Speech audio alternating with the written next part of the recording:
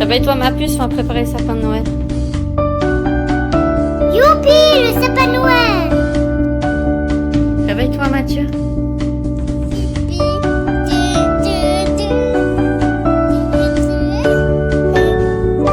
Je vais préparer la table pour le sapin. Oh, il est très lourd ce sapin de Noël. Youhou, là, le sapin, j'ai compté avec le sapin! Waouh! Oh non! C'est pas grave.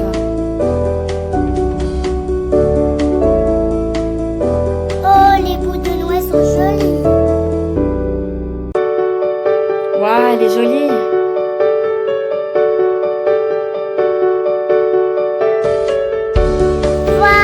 Il est magnifique le sapin. Je vais vous raconter l'histoire de Noël, la vraie. Une étoile cette nuit-là. Le troupeau broutait paisiblement dans les champs, mais autour du feu, là où veillaient les bergers, ne régnait pas le calme habituel. Cette nuit-là, en effet, l'agitation était grande. Les voix des trois hommes crépitaient comme le bois qui flambait. Vous avez entendu ? Un enfant vient de naître tout près d'ici. Un nouveau roi, paraît-il. Un roi sans armée, ni soldats, et pourtant plus puissant que tous les autres. Un roi bon et miséricordieux, roi de la joie et de la paix. Allons donc le saluer, proposa le plus âgé d'entre eux. Mais dans quelle direction partir ? Les bergers ignoraient l'endroit où se trouvait le nouveau roi.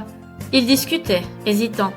Si seulement nous pouvions regarder la terre du haut du ciel, les étoiles, elles, savent sûrement où est né l'enfant divin. Comme si les étoiles avaient entendu leur demande, le ciel sembla tout à coup se mettre en mouvement. Les bergers regardaient en silence, le cœur battant. Ils espéraient tant découvrir un signe qui leur montra le chemin. Plein de respect et d'admiration, ils suivaient des yeux l'étrange spectacle au firmament. Les étoiles se regroupaient doucement.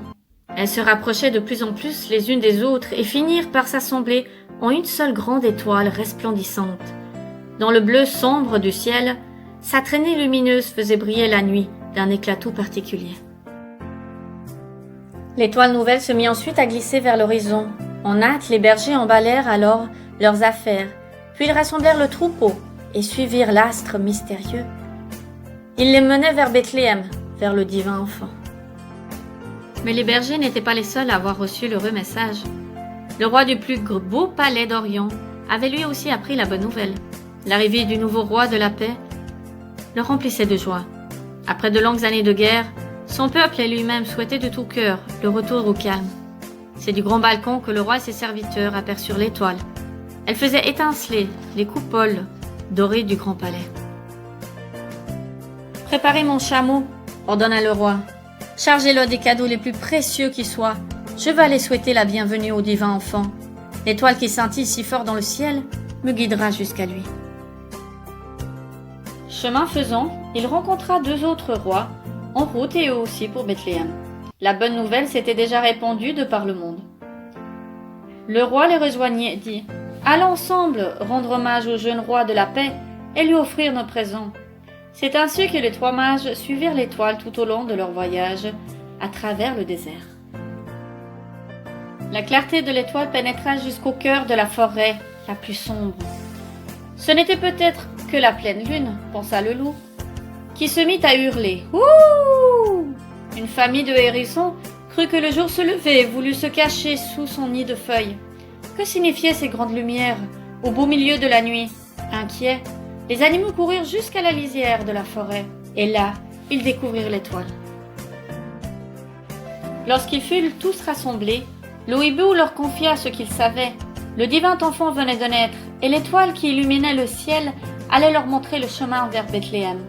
Alors, la joie au cœur, les habitants de la forêt se mirent en marche. L'étoile s'arrêta enfin au-dessus d'une petite étable. Dans sa clarté, la pauvre cabane rayonnait comme un palais en fête. Tout le monde voulait se prosterner devant le divin enfant. Le loup attendait, couché paisiblement au milieu du mouton. Le renard jouait avec le lièvre et les rois mages tout-puissants conversaient avec de simples bergers. Ils trouvèrent le nouveau-né, emmailloté et couché dans de la paille d'une crèche. Sa mère veillait sur lui, éclairée par l'étoile de Noël. Un grand calme régnait sur la colline cette nuit-là, et chacun souhaita au fond de lui-même que cet instant de paix pût durer toute l'éternité.